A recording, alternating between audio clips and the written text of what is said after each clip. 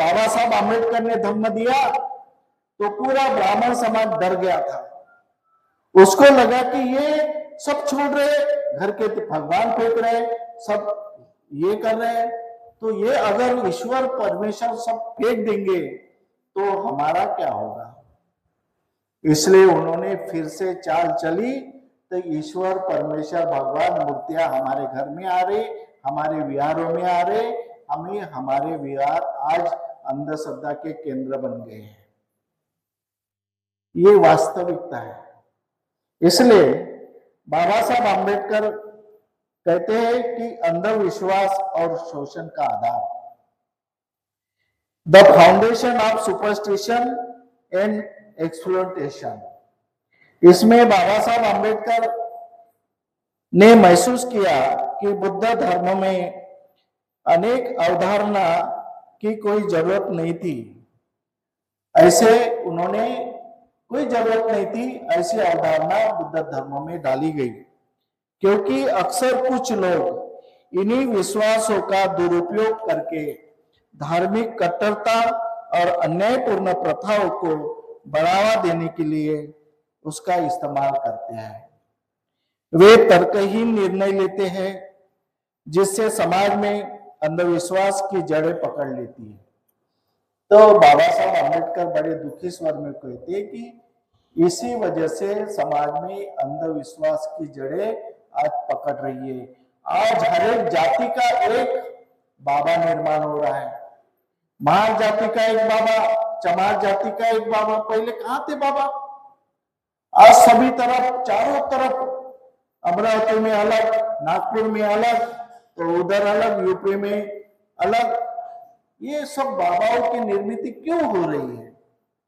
कि इसी वजह से उनको चमत्कारिक अलौकिक बातों को समाज में रूट करना है, समाज में उनको जड़ें पकड़ना है, निर्माण करना है। समाज में एक ऐसा वर्ग हमेशा सक्रिय रहता है, समाज में हमेशा एक वर्ग ऐसा सक्रिय रहता है जो ईश्वर और आत्मा के अस्तित्व को आधार बनाकर लोगों को मानसिक रूप से गुलाम बनाने और उनका शोषण करने का प्रयास करता है। आज भी समाज में ऐसा कुछ वर्ग है, ऐसे लोग हैं, हर समाज में ऐसे लोग हैं। हमारे बौद्ध लोगों में भी ऐसे लोग हैं, वो हमेशा अंधविश्वास निर्माण करने का काम करते हैं, अंधविश्वास फैलाने का काम करते हैं। अब उसके पीछे कौन है, उनको कौन सपोर्ट कर रहा है, कौन उनको इसके लिए सहायता कर रहा है, इसके बारे में अभी भी हमें पूरी जानकारी नहीं। लेकिन एक ऐसा वर्ग आज भी है कि जो अंधविश्वास को सक्रिय करना चाहता है, अंधश्रद्धा को सक्रिय करना चाहता है और बाबा साहब आम्बेडकर के विचारों को नष्ट करना चाहता है। ऐसा आज भी समाज में एक वर्ग सक्रिय है जो गुलाम बना करके एक बार आपको मानसिक गुलाम बना दिए, एक बार आपको मानसिक गुलाम बना दिए तो फिर अपने आप शोषण करो। इस तरह एक बार आदमी अगर मानसिक गुलाम बनता है तो उसके मन में वो भावना निर्माण होती है कि आओ मैं तैयार हूं, मैं आपका अंधा भक्त हुआ, आओ तैयार हूं, मैं आपका अंधा भक्त हुआ हूं, आओ और मेरा शोषण करो। खुद शोषण करने के लिए तैयार हो जाती है। इस तरह की मानसिकता भारत में पूरी तरह से तैयार करने की कोशिश चल रही है।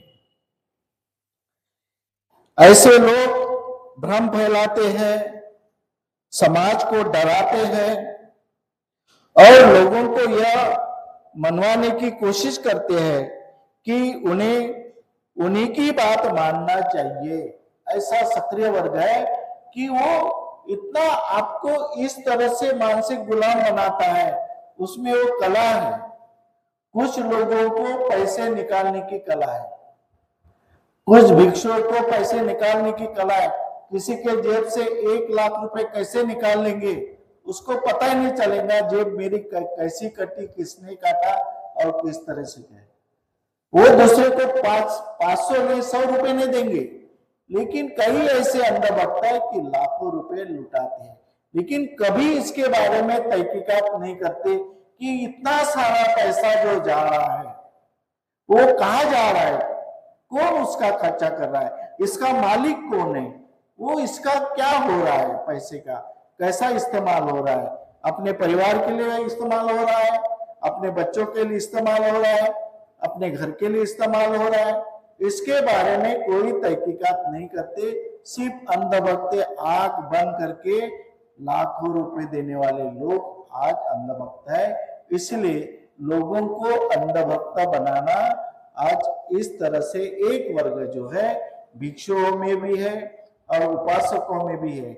हम कई पेपर में बातें पढ़ते हैं कि आज महाबोधि महाविहार टेम्पल का इतना बड़ा आंदोलन था, कितना बड़ा आंदोलन था, आज पैसे के लिए टूट गया, दूसरा कोई कारण नहीं है, सिर्फ पैसे के लिए वो टूट गया है।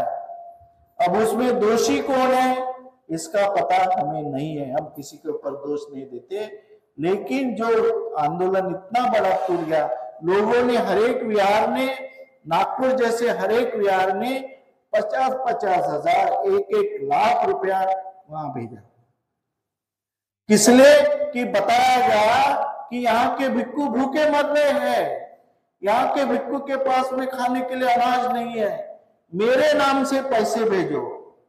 उनके नाम से, कई भिक्षुओं के नाम से लाखों लाखों रुपए जमा हो गए। किसी ने पूछा नहीं उनको कि ये 1 लाख रुपए, कई लाख रुपए तुम्हारे नाम पे जमा हो गए, तुम्हारे वो पैसे कहाँ गए, किसके ऊपर खर्चा किया, ये किसी ने पूछा नहीं। आज हमारे जितने भी आंदोलन है, बाबा साहब अम्बेडकर के या तथागत बुद्ध के आंदोलन, आज पैसे की वजह से आज हमारे आंदोलन टूट रहे हैं। और सही जो अम्बेडकरवादी लोग हैं, सही जो बाबा साहब अम्बेडकर के विचारों को आगे ले जाने वाले लोग हैं, आज वो परेशान है, उनको पूछने वाला कोई नहीं, क्योंकि सब अंधश्रद्धा में पड़े हुए हैं। वो कैसे जीते, कैसे खाते, क्या खाते, कैसे रहते, उनके पास कहां से पैसा आता, कौन देता, इसके बारे में कोई तहकीकात नहीं करते। उन्होंने वो भी तहकीकात करना चाहिए कि अम्बेडकरवादी कैसे जीते हो। जितनी भी अम्बेडकरवादी संगठनाएं हैं वो पैसे के लिए टूट जाती है, इसके लिए किसी ने उसके बारे में तहकीकात नहीं किया कि ये पैसे के लिए क्यों टूटती है, पैसे के लिए क्यों टूटती है, इसके बारे में कभी हमने चिंतन नहीं किया। इसलिए बाबा साहब आम्बेडकर कहते हैं कि ऐसे और लोग यह मनवाने की कोशिश करते हैं कि उन्हें इन्हीं की बात मानना चाहिए, ताकि उनका व्यक्तिगत स्वार्थ, समाज का स्वार्थ नहीं, व्यक्तिगत स्वार्थ पूरा हो सके और वे समाज के को सच्चाई से दूर कर अंधभक्ति की ओर धकेलने की कोशिश कर रहे हैं, समाज को और अंधभक्ति की तरफ धकेलने की कोशिश पूरी तरह से कर रहे हैं। स्वतंत्र जीवन का मार्ग, the path of independent living. Baba Saheb Ambedkar ने अपने जीवन में या अपने विचारधारा में कभी भी ईश्वर या आत्मा के आधार पर कोई योजना नहीं बनाई। बताओ, अगर आप इतने लोग हैं, आप बताओ बाबा साहब आम्बेडकर ने अपने जीवन में पूरे, आज बाबा साहब आम्बेडकर का जीवन इस दुनिया में, भारत में नहीं, इस विश्व में सबसे सफल व्यक्ति करके, जिसको सिंबल ऑफ नॉलेज कहा जाता है, ऐसा बाबा साहब आम्बेडकर का जीवन था। लेकिन बाबा साहब आम्बेडकर ने अपने पूरे जीवन में सफल हो गए, लेकिन अपने जीवन में कभी ईश्वर का आधार नहीं लिया, कभी आत्मा का आधार नहीं लिया, कभी अलौकिक चमत्कारी बातों का आधार नहीं लिया। अगर लिया होता तो बताओ। रमाई कह रही थी कि मुझे पंढरपुर बताओ, लेकिन बाबा साहब आम्बेडकर ने बोला कि ये पंढरपुर हमारा नहीं है, ये विठोबा का है। आज भलाई उसमें जो मूर्ति बुद्ध की होंगी, लेकिन आज वो विठ्ठल हो गया, आज ईश्वर के रूप में रूपांतरित हो गया, आज उसको लोग ईश्वर करके मानते हैं, तो हम वहां जाकर फिर ईश्वर की बातें क्यों करेंगे?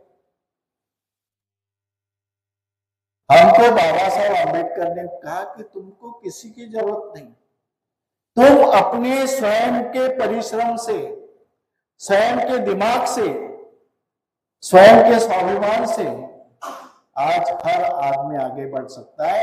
इसलिए बाबा साहब आम्बेडकर ने हमको बुद्ध धर्म का केंद्र बिंदु बनाया। आपके ऊपर विश्वास किया बाबा साहब आम्बेडकर ने, आपके ऊपर भरोसा किया, इसलिए आपको अपने सभी ने अपने धर्म का चमत्कारिक अलौकिक केंद्र बिंदु बनाया, लेकिन बाबा साहब आम्बेडकर ने आपको अपने धर्म का केंद्र बिंदु इंसान को बनाया, वो भी इंसान के व्यवहार में इंसान है। इंसानियत कहाँ है? इंसान के शरीर में नहीं है, इंसानियत इंसान के व्यवहार में है। आप ऐसा व्यवहार कीजिए जिससे मानवतावाद बढ़े और नैतिकता बढ़े, इस तरह से आपका व्यवहार करना है। इसलिए आपको अपने धम्म का केंद्र बिंदु बनाया है बाबा साहब आम्बेडकर ने। बाबा साहब आम्बेडकर आत्मा के आधार पर कोई योजना नहीं बनाई, उन्होंने एक स्वतंत्र व्यक्ति के रूप में जीवन जिया। बाबा साहब आम्बेडकर ने एक स्वतंत्र व्यक्ति, किसी के गुलाम बने नहीं। बाबा साहब किसी के गुलाम नहीं बने, उन्होंने अपने मन को, अपने मेंदू को किसी का गुलाम नहीं बनने दिया। पूरा 18 घंटे पढ़ाई किया, स्वतंत्र विचार किया, किसी का फोटो लगा के, किसी का प्रतिमा लगा के, किसी को वंदन करके कभी बाबा साहब आम्बेडकर ने जीवन में ये नहीं किया।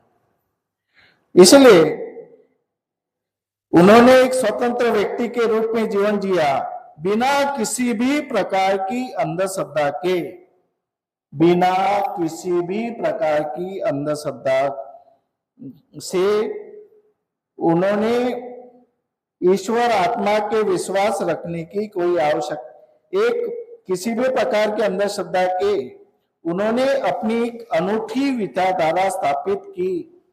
बाबा साहब आम्बेडकर ने पूरे विश्व में एक अपना अलग आइडियल निर्माण किया, अलग मॉडल निर्माण किया, अलग स्टैंडर्ड निर्माण किया।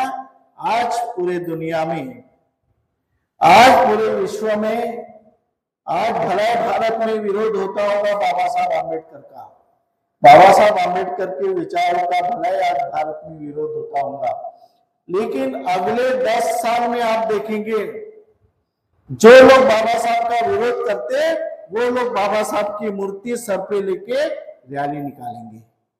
जो बदनाम लोग हैं, जो बदमाश लोग हैं, पैसे कमाने वाले लोग हैं, वही हमारे आगे आएंगे। जो सच्चा कार्य करता है वो पीछे रह जाएगा, वो छत पलट देंगे, पलटी मार देंगे और बाबा साहब आम्बेडकर की मूर्ति लेके रैली निकालेंगे, धम्म रैली निकालेंगे, लोगों को ठगाएंगे कि ये बाबा साहब की रैली है, इसमें पैसे लगते हैं, पैसे डालो इसमें, ये अस्थि है, बाबा साहब की अस्थि है। आज तक सभी भी महामानव ने काम किया, तथागत बुद्ध ने काम किया, छत्रपति शाहू महाराज ने काम किया, राष्ट्रपिता ज्योतिबा फुले ने काम किया, हमारी राष्ट्रमाता क्रांति ज्योति फुले ने काम किया, शिवाजी महाराज ने काम किया।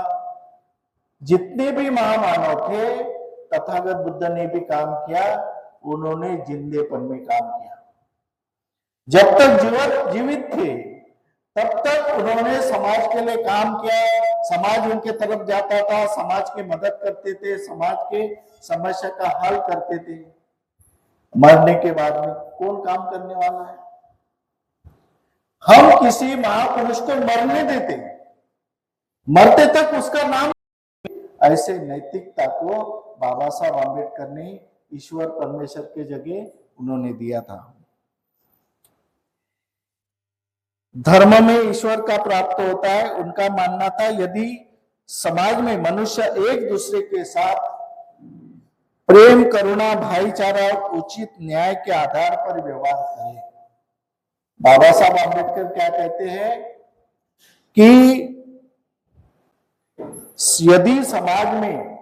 यदि समाज में मनुष्य एक दूसरे के साथ प्रेम, करुणा, भाईचारा और उचित न्याय के आधार पर व्यवहार करे तो वास्तविक समता, स्वातंत्र, बंधुभाव का निर्माण हो सकता है।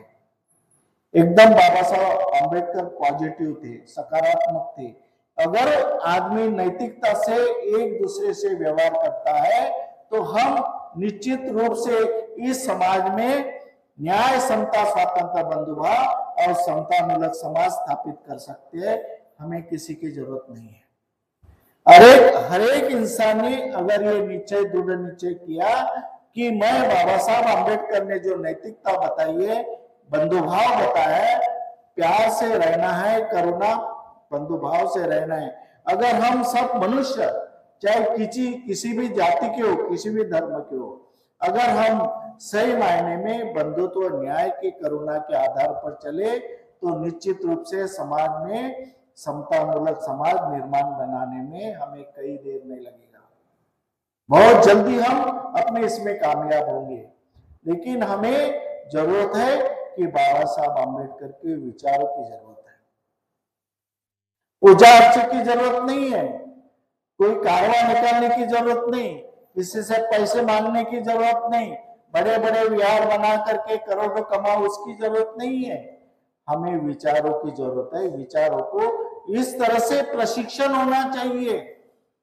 बाबा साहब आम्बेडकर की अपेक्षा थी कि विहारों में प्रशिक्षण होना चाहिए, धम्म वर्ग होना चाहिए, लोगों को धम्म पढ़ाना चाहिए। जब लोगों के विचार परिवर्तित हो जाएंगे, लोगों के विचार बदलेंगे तो इस देश में परिवर्तन हो सकता है। परिवर्तन सिर्फ विचारों से होता है, मूर्ति पूजा, कर्मकांडों से परिवर्तन कभी नहीं होता। हमें विचारों में परिवर्तन करना जरूरी है। आज हमारी उपासिका दूर दूर से आती है और बेचारी इतने 3 साल से आ रही है, अपने विचार सुन रहे हैं। उनमें जो परिवर्तन हुआ, आज ज्यादा पढ़ी लिखी नहीं भी होंगी, कोई लेक्चरर, इंजीनियर, कोई डॉक्टर नहीं भी होगा, लेकिन उनके आचरण में, उनके विचारों में जो परिवर्तन हुआ वो एक विचारों के वजह से उन्होंने इस विचार को सुना। नहीं तो वो भी पूजा अर्चा करते रहते थे, वो भी किसी के चक्कर में पड़ी रहती थी। इसलिए बाबा साहब आम्बेडकर कहते हैं कि करुणा, भाईचारा, उचित न्याय के आधार पर व्यवहार करे तो वास्तविक समता, स्वातंत्र, बंधुत्व का निर्माण हो सकता है। इस प्रकार समाज एक स्वस्थ और एक अच्छी तरह से जीवन जी सकता है। मनुष्य और उसके नैतिक आचरण का महत्व। बाबा साहब आम्बेडकर ने मनुष्य को अपने धम्म का केंद्र बिंदु बनाया।